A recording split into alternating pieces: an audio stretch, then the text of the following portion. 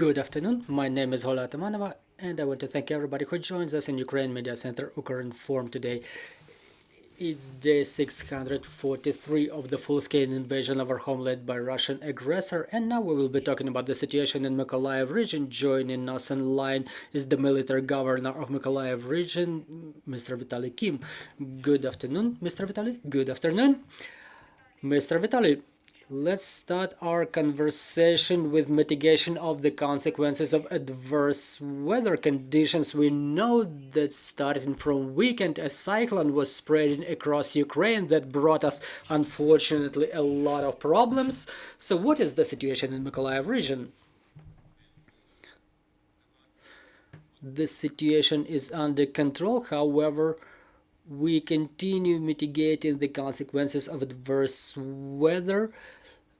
All the types of public transport continue operating in Mykolaiv and Mykolaiv region.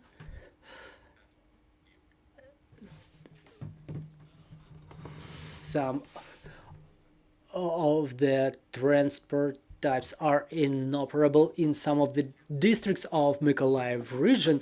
However, there are 3 more sections that are blocked, and we continue our works to unblock the roads in place of mainway number 13, 08 and 75. Unfortunately, we cannot catch up with the pace of works within. And talking about the settlements, there were 98 villages cut off from electric power supply. However, there are certain obstacles created by the adverse weather conditions on the road that we cannot overcome so far. By tomorrow morning, we plan to clear the results of the adverse weather conditions on the roads to unblock them. Thank you, Mr. Vitalii. Talking about those who were affected by adverse weather conditions, are there such people in Mykolaiv, and how was the aid organized to them? Are there resilience stations deployed across the region? What is the number of people? Well, I cannot tell you right away about the number of people, but out of 3,000 people that were living in those villages cut off from electric power supply due to adverse weather conditions, about 80 of them were evacuated from different districts of Mykolaiv region. The situation is being stabilized. 2 people were affected. There are 2 casualties resulting from adverse weather conditions, one of whom was frozen to death, and one was just stuck on the main way while moving in their vehicle in difficult weather. Well, talking about the security situation in the region, what is it like now? Well, we've had a strike on Kyiv that last night. Recently, also,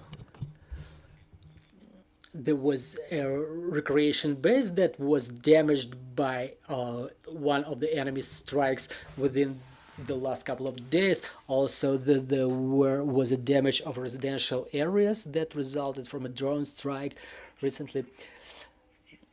Thank you, Mr. Vitalii. But talking about the condition of critical infrastructure, what is the situation with the critical infrastructure? What's going on with the heating season? Are there any complications on top of those that were created by the adverse weather conditions? Yes, of course, the critical infrastructure, the energy supply infrastructure, was damaged by bad weather. We have also we have 2 suppliers in our region So currently 70% of the consumers across the region are being reconnected to heat supply, and almost 100% of the utility consumers were reconnected to the electric power supply in the eve of the heating season. On top of that, yes, there are breakdowns of the aerial lines that resulted from adverse weather conditions recently, but the works are underway to mitigate them. Mr. Vitalii, we've all seen you launch the new mobile teams that counter the enemy's drones. So if I may ask, how efficient are those mobile teams in downing Russian drones and missiles? Well, talking about the mobile fire teams, well, basically we cannot comment. It is the responsibility of the armed forces of Ukraine, but thanks to their operation, that by the way, their operation was supported from the donations of Ukrainian citizens. There was a large donation by one of the representatives of Ukrainian business, and now the mobile teams, they use those vehicles that were procured for the funds donated by Ukrainians, and they complement a lot to the operation of air defense in our area. They do help us a lot because they prevent the strikes of enemy drones and missiles which are targeting Ukrainian energy infrastructure and other critical infrastructure facilities. Thank you very much. Let's proceed to the questions on the floor. Valentina Rychal, Ukrinform. The farmers from Mykolaiv district were asking the military administration of Mykolaiv region, due to the intense mining of the territories, to make a tax exemption for them. Is there any solution to this problem? Yes, but basically the question is, what was the tax that they were asked to be exempt from? Well, we're talking about tax exemptions, well, tax grace period.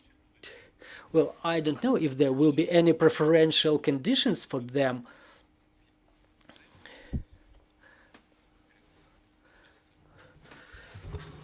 Basically, in this case, we will have to consider this issue more thoroughly during the meeting of our military and also regional administration. There are certain preferences made by the governments for the farmers, like the 579 program, for example, that the farmers may use in case the farmers cannot use their lands that are densely mined. Well, in this case, I guess we will have to sort it out during the meeting of our administration. Definitely during the meeting we will discuss this issue. Probably we will have to meet the farmers themselves, and I'm sure we will find a way out of this situation. Thank you very much, Mr. Vitalii. Dear colleagues, we're reminding you, joining us was Vitalii Kim, the military governor of Mykolaiv region. Our team is working on the schedule for tomorrow. Please stay tuned. Let's continue working together for our victory, and glory to Ukraine.